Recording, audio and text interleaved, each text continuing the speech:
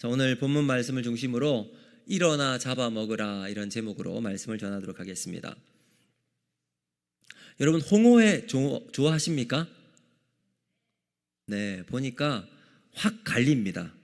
어떤 분들은 이 질문을 듣는 순간부터 고개를 탁 흔드시는 분도 있고, 어떤 분은 입가에 미소가 지면서 입꼬리가 올라가시는 분도 있습니다. 무슨 말이죠? 아, 이거 너무 좋아합니다 라는 의미겠죠. 하나의 음식인데 이렇게 호불호가 분명하게 갈리는 이유가 뭘까요? 아마 홍어가 가지고 있는 독특한 이 맛, 향, 그렇죠? 삭힌 맛 때문일 겁니다. 그 맛 때문에 저는 절대 못 먹습니다 라는 분도 계시고요, 어떤 분은 그 맛 때문에 먹습니다. 그 맛 때문에 다른 음식으로는 대체할 수 없는 음식입니다 라고 말하시는 분도 계십니다. 그럼 홍어는 대표적인 전라도 음식이잖아요. 전라도에서 잔치가 있다, 결혼이다, 장례가 있다 그러면 이거 빠지면 그 잔치, 그 결혼 여러분 안 된대요. 반드시 있어야 되는 겁니다.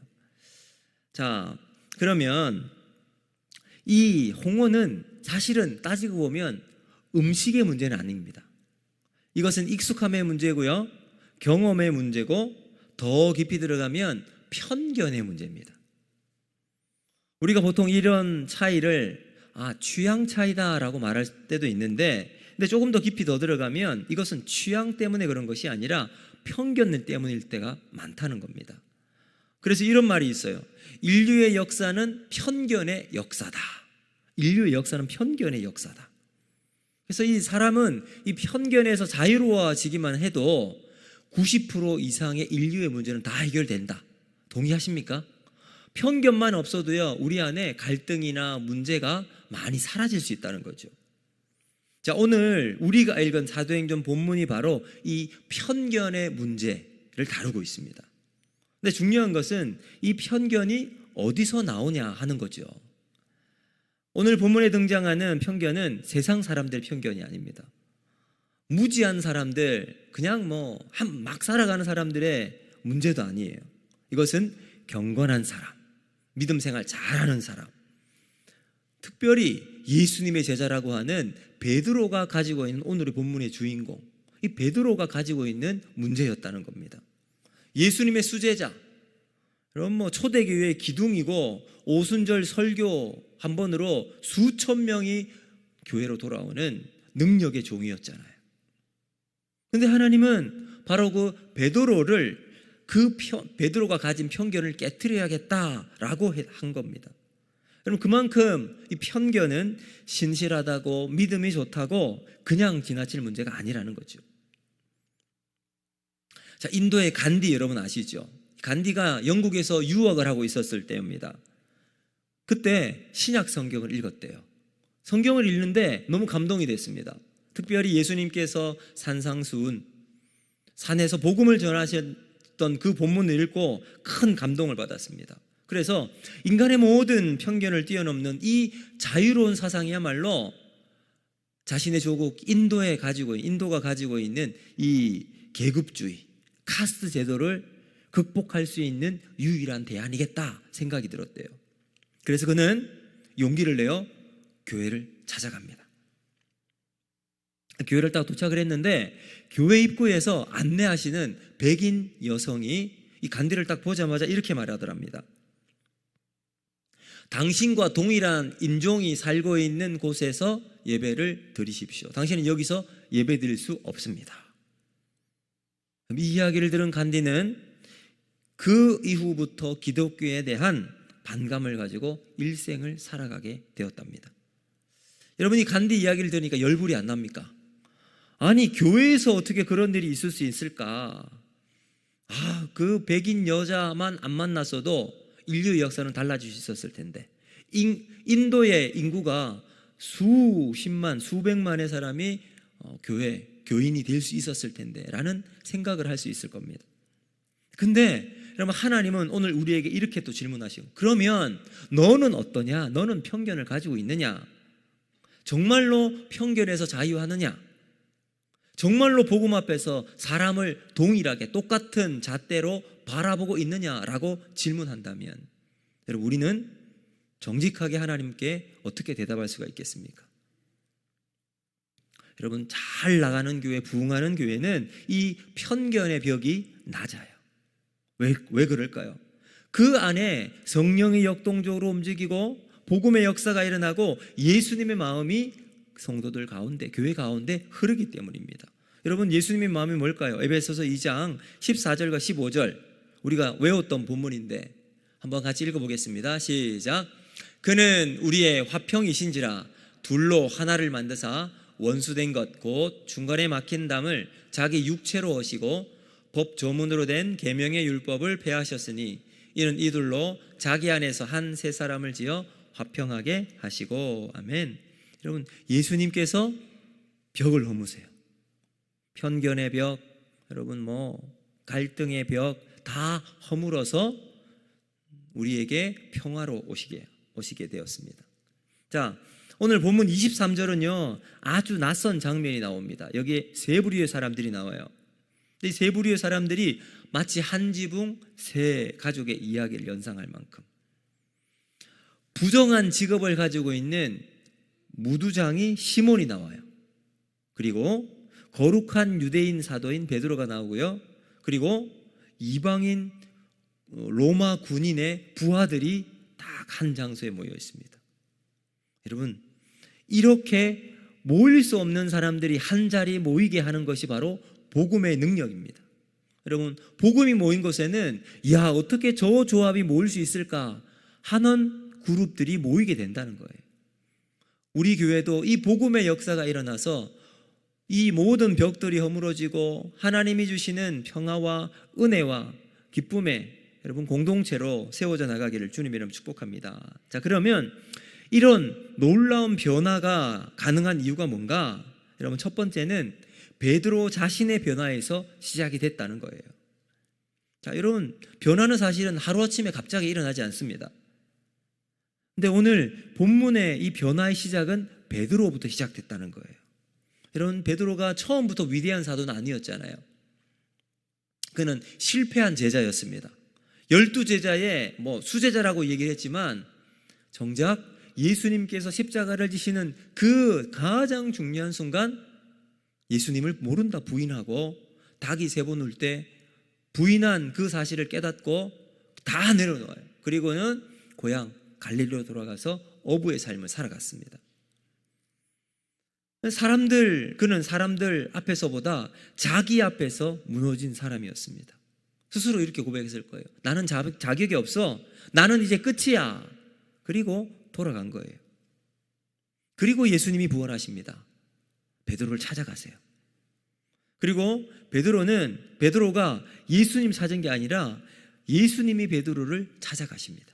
조반을 다 만들어 놓고 베드로를 불러서 말씀하셨죠. 그리고 묻습니다. 네가 나를 사랑하느냐? 그럼 이 질문은 베드로를 회복시킬 예수님의 질문이었습니다. 그리고 이렇게 말씀하시죠. 내 양을 먹이라. 여러분, 주님은 베드로의 회복시키는 데서 멈추지 않고 그 다음을 맡기십니다. 실패한 자리에서 사명을 다시 맡기시는 분이 우리 주님이십니다. 자, 그 이후 오순절 성령의 역사 때 베드로가 얼마나 담대해졌습니까? 그전에는 유대인 만나면 숨기급급했습니다. 근데 오순절 성령의 역사가 있고 난 다음 베드로는 그 유대인 앞에, 회당 앞에서 예수를 담대하게 전합니다. 두려움에 사로잡힌 제자가 아니라 이제 교회의 지도자가 되었고 놀라운 복음 전도자가 되었습니다. 자, 근데 성도 여러분, 베드로의 변화는 거기서 끝나는 것이 아닙니다. 아니, 아직 그렇게 끝나지 않았습니다. 그는 여전히 유대인 중심주의를 가지고 있었습니다. 이방인에 대한 종교적인 편견도 가지고 있었던 사람이었습니다. 자, 그래서 하나님은 이 베드로의 틀을 깨려고 하셨던 거죠. 여러분, 계란이 병아리가 되기 위해서 제일 중요한 게 있습니다. 뭘까요? 계란을 깨야 됩니다. 근데 계란을 깨야 되는데 이게 중요한 게 병아리가 안에서 탁탁 이 껍질을 깨면 병아리가 돼요. 근데 밖에서 깨면 뭐가 될까요? 네, 밖에서 사람이 깨면 후라이밖에 안 돼요. 그래서 안에서 병아리의 힘으로 이걸 깰 때 여러분 이제 생명이 탄생하게 되는 거죠. 여러분 복음도 마찬가지예요. 복음은 언제나 이 계란이 병아리가 되기 위해서 껍질을 깨듯이 복음은 언제나 우리 안에 이 안전한 틀을 깰 때가 있어요. 깨져야 할 때가 있습니다. 우리가 신앙이라고 믿고 붙들고 있었던 기준들이 있습니다. 경건이라고 하는 이름으로 포장되어 있었던 여러 가지 생각들이 있어요. 근데 그것을 하나 두 개씩 깨기 시작하는 거예요. 누가요? 하나님이 우리를 그렇게 깨기 시작하는 거예요. 그래야 우리는 믿음의 다음 단계로 들어갈 수 있기 때문입니다. 자, 베드로가 제9시 기도 시간에 제6시면 정오입니다. 제6시 기도 시간 지붕 위에 올라가서 기도를 했어요. 그때 여러분 환상처럼 이게 뭐 꿈인지 환상인지 모를 정도로 비몽사몽간에 하나님이 보여주시는 걸 보게 되죠.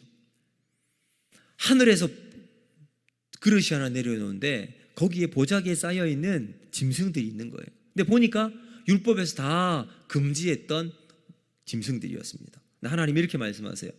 일어나 잡아 먹으라. 여러분 이 장면은 어쩌면 베드로에게 매우 충격적이었을 겁니다. 부정한 음식을 앞에 두고서 하나님의 음성으로 이걸 네가 먹으라 라고 말을 하는 거예요. 만지기만 해도 신앙이 오염이 되고 먹으면 이건 뭐 오랫동안 유대 공동체에 들어갈 수 없는, 그러니까 베드로의 인생 전체를 통해서 이런 일을 한 번도 경험해 보지 않았고 할 생각도 두지 않았습니다. 그래서 베드로가 뭐라고 이야기하죠? 주여 그럴 수 없나이다. 저는 속되거나 깨끗하지 아니한 것을 한 번도 먹어본 일이 없습니다. 단호하게 이야기합니다. 여러분 이 말은 불신앙의 고백이 아니잖아요. 말씀 그대로 지키며 살았던 자신의 신앙을 말한 겁니다. 훈련된 경건의 고백이었습니다. 평생 율법을 지키고 하나님을 사랑한 길에서 배웠던 거예요. 그런데 사랑하는 성도 여러분, 하나님은 때때로 우리의 경건의 모양을 흔들 때가 있어요. 깰 때가 있습니다. 왜냐하면 그 경건이 하나님의 뜻이 아니라 우리의 해석일 수 있기 때문이라는 거죠. 여러분 우리가 하나님 말씀 앞에서 가장 위험한 태도가 뭔지 아십니까? 하나님의 말씀 앞에 가장 위험한 태도는 막 노골적인 불순종이 아니에요. 막 교회 예배 안 드린다고 하고 저 세상에 나가고 이런 게 아니에요. 정말 위험한 태도는 주여 제가 그렇게 믿어왔습니다. 그렇게 믿겠습니다 라고 말하면서 하나님의 말씀을 조금씩 밀어내는 거예요. 뭐에 맞춰서? 자기 기준의 틀과 맞춰서. 여러분 그러다 보면 이제 우리의 삶에 어떤 일이 벌어지냐면 내가 가지고 있는 습관이 기준이 됩니다. 전통이 말씀이 되고요. 내가 지금까지 겪어왔던 경험이 진리가 될 때가 많습니다. 내가 지금까지 겪어왔던 것이 하나님의 음성이 될 때 그때는 경건은 순종이 아니라 장벽이 된다는 거예요. 그래서 우리 기독교는 특별히 우리 복음주의는 개혁주의가 뭐예요? 날마다 나 스스로를 개혁시키는 거예요. 내 안에 있는 나의 편견과 나의 습관들 이것들이 쌓이고 쌓여서 하나님 말씀보다 우위에 가 있을 때가 있던 것을 깨야 한다는 거죠. 그래서 하나님은 베드로에게 한 번 말씀으로 끝내지 않습니다. 몇 번 하셨어요? 3번. 3번 잡아먹으라 라고 말씀하신 거죠. 그리고 하나님이 이렇게 말씀하십니다. 하나님이 깨끗하다고 하신 것을 네가 속되다 하지 말라. 왜 그랬을까요? 베드로야, 너 여전히 변화되어야 될 필요가 있는 사람이야. 네가 가지고 있는 틀과 편견을 내려놓아야 된다는 우리 하나님의 선포입니다. 사랑하는 성도 여러분, 하나님은 우리도 그렇게 변화되기를 원하실 줄로 믿습니다. 자기 생각이나 편견이 아니라 하나님의 뜻을 받아들이는 사람이 되시기를 주님의 이름으로 축복합니다. 어떻게 그렇게 할 수 있을까요? 여러분, 답은 말씀과 기도에 있습니다. 우리가 하나님 앞에 엎드려 기도하는 거예요. 기도의 사람은 하나님의 뜻을 분별할 지혜를 하나님이 주십니다. 그래서 우리가 다시 하나님 앞에 엎드려 기도하는 삶을 살아가야 됩니다. 자, 그리고 두 번째, 어떻게 우리는 변화를 감당해 나갈 수 있는가? 바로 하나님 주신 말씀이 있기 때문이라는 겁니다.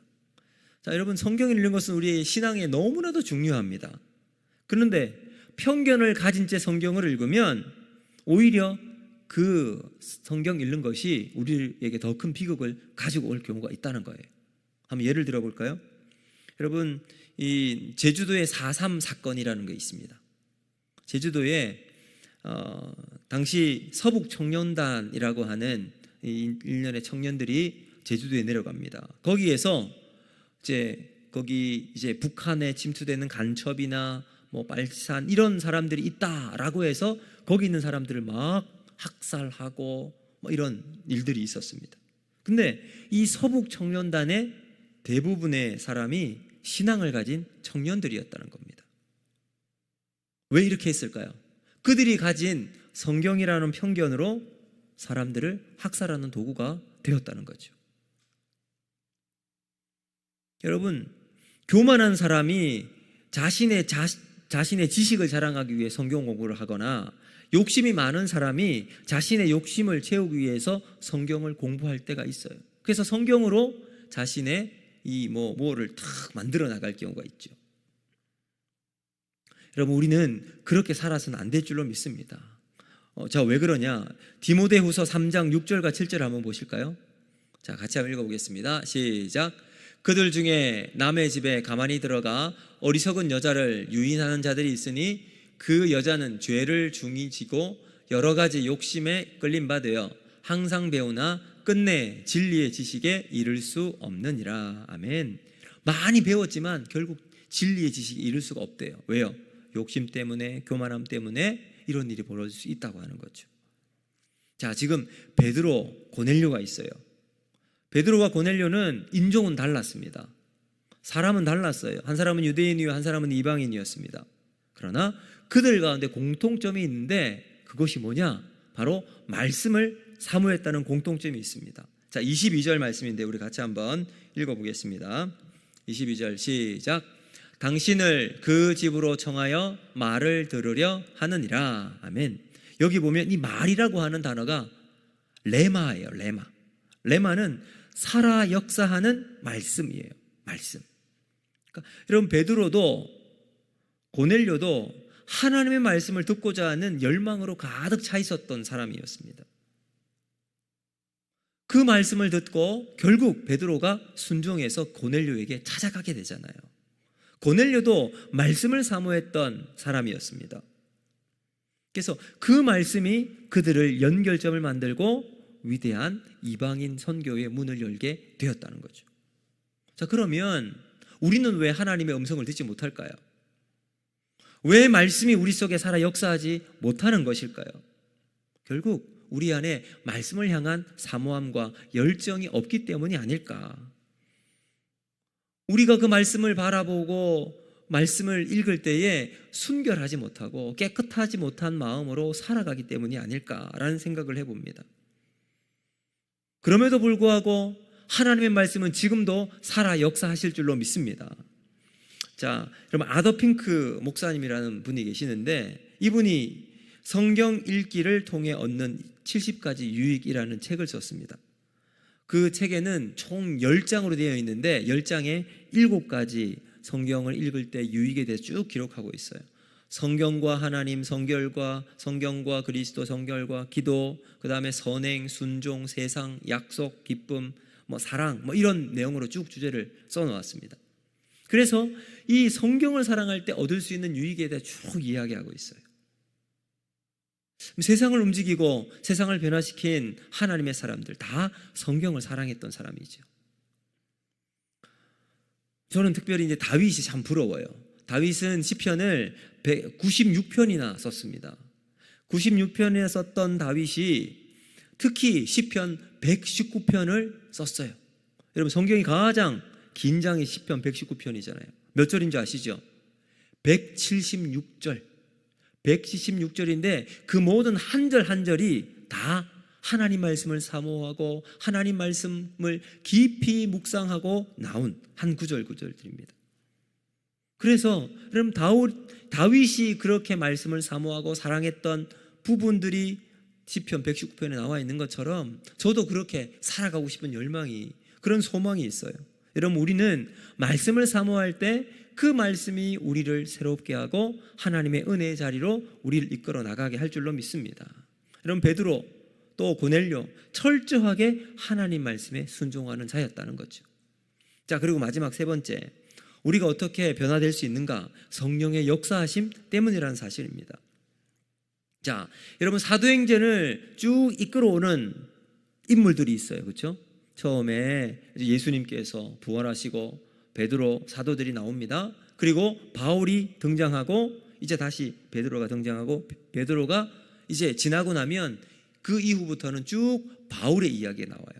마치 사람들이 이 사도행전을 쭉 이어나가는 것처럼 보이지만 이 모든 사도행전에 보이지 않는 곳에서 역사하시는 손길은 성령님인 줄로 믿습니다. 여러분, 하나님의 종은 성령의 사람이어야 합니다. 왜요? 인간의 생각은 언제나 어리석기 때문입니다. 그래서 여러분, 로마서 8장 5절에서 9절 말씀인데 우리 같이 한번 읽어보도록 하겠습니다. 시작. 육신을 따르는 자는 육신의 일을, 영을 따르는 자는 영의 일을 생각하나니 육신의 생각은 사망이요 영의 생각은 생명과 평안이니라. 육신의 생각은 하나님과 원수가 되나니 이는 하나님의 법에 불복하지 아니할 뿐 아니라 할 수도 없음이라. 육신에 있는 자들은 하나님을 기쁘시게 할 수 없느니라. 만일 너희 속에 하나님의 영이 거하시면 너희가 육신에 있지 아니하고 영에 있나니 누구든지 그리스도의 영이 없으면 그리스도의 사람이 아니라. 아멘. 우리 하나님을 사랑하고 하나님의 길을 걸어가는 사람은 늘 성령의 충만한 은혜가 있어야 할 줄로 믿습니다. 왜 그럴까요? 그러면 성령이 충만하지 않으면 누구의 영이 가득 차 있을까? 자기 영이 차 있어요. 자기 생각에 똘똘 뭉쳐있는 사람이 교회의 일꾼이 되면 여러분, 그 교회가 어떻게 될까요? 사람이 이끌어 나가는 교회가 되는 거죠. 모든 것이 변질이 됩니다. 그래서 하나님과 결국은 등지게 되고요, 하나님과 원수가 되는 교회가 되어집니다. 겉으로는 잘 되고 사람이 많이 모이는 교회라 할지라도 생명이 없는 괴물 공동체가 되는 거예요. 그러므로 여러분, 우리는 성령의 충만을 받아 성령의 이끌리심을 받으며 살아가는 삶이 되기를 주님으로 축복합니다. 교회가 놀라운 일을 감당해 나가기 위해서는 성령이 이끌어 나가는 교회가 되어야 합니다. 성령이 함께할 때 여러분, 그 교회 속에 모든 은혜가 쫙 흘러가는 거죠. 바라기 우리 옥포 제일교회가 성령이 충만한, 성령의 은혜가 넘치는 교회가 되기를 주님의 이름으로 축복합니다. 이제 말씀을 맺도록 하겠습니다. 유대인들은 비늘이 없는 고기를 먹지 않아요. 근데 왜 그럴까요? 율법에 따라서 비늘이 없는 물고기는 먹을 수 없기 때문입니다. 그래서 이 안식교도도 아주 율법적이거든요. 안 먹습니다. 근데 유대인들이 미국에 와서 살면서 비닐이 없는 메기 요리를 먹고 싶어 했대요. 근데 율법을 지키느라 먹지를 못한 거예요. 그래서 메기와 잉어를 접붙여서 다른 생선을 만들어요. 그게 뭔지 아세요? 향어입니다. 그게 향어예요. 그래서 이 향어를 이제 먹으면서 이걸 대체로 하는 거죠. 자, 여러분, 유대인들이 무두장이 가죽을 만드는 사람이라 그랬잖아요. 그러니 가죽을 만들려고 하면 짐승을 잡아야 됩니다. 피를 흘려야 되고 이렇게 잡아야 되니까. 그러면 불결해지잖아요. 유대인들은 무두장이를 불결한 자로 여깁니다. 더럽게 여겨요. 그런데 가죽 옷은 즐겨 입어요. 자기 모순이죠. 이것은 단순한 문제가 아닙니다. 우리도 그렇게 살아갈 때가 있거든요. 그래서 디모데전서 4장 4절 우리에게 이렇게 말씀합니다. 같이 한번 읽어봅니다. 시작. 하나님께서 지으신 모든 것이 선함에 감사함으로 받으면 버릴 것이 없나니 하나님의 말씀과 기도로 거룩하여 짐이라. 아멘. 여러분, 하나님께 감사함으로 받으면 버릴 게 하나도 없습니다. 다 드셔도 되고요, 다 입어도 될 줄로 믿습니다. 더 중요한 게 뭘까요? 우리가 말씀과 기도로 거룩해진 삶을 살아가면 되는 거죠. 여러분, 편견은 불신앙의 열매입니다. 기도로 우리의 생각이 하나님의 통제로 놓이게 해 주시기를 바랍니다. 기도하셔야 돼요. 그래서 말씀을 통해서 이 편견의 껍질을 깨져야 합니다. 말씀이 기준이 돼야 되는 거예요. 말씀이 없으면 자기 생각이 중심에 딱 들어가요. 그러면 자기가 지금까지 해왔던 경험이 최고예요. 그래서 내 경험에 비추어서 뭔가 어색하면 이거 아니야 라고 거부하고, 그래서 이 편견의 껍질을 깨지기 위해선 말씀이 기준이 되어야 합니다. 그리고 성령 충만입니다. 성령의 기름 부으심이 오늘 여러분 가운데 있기를 주님의 이름으로 축복합니다. 여러분, 하나님께서 베드로에게 말씀하신 것, 일어나 잡아 먹어라, 이 말씀은 먹는 문제를 넘어서 생각의 전환을 요구하신 하나님의 초청입니다. 그래서 오늘 우리도 부르신 하나님의 음성에 순종해서 하나님 안에서 벽을 뛰어넘고 하나님이 주시는 믿음의 한 걸음을 걸어 나가서 우리의 삶의 변화를 일으켜 나가는 복된 삶이 일어나기를 주님의 이름으로 축복합니다. 오늘 말씀을 기억하고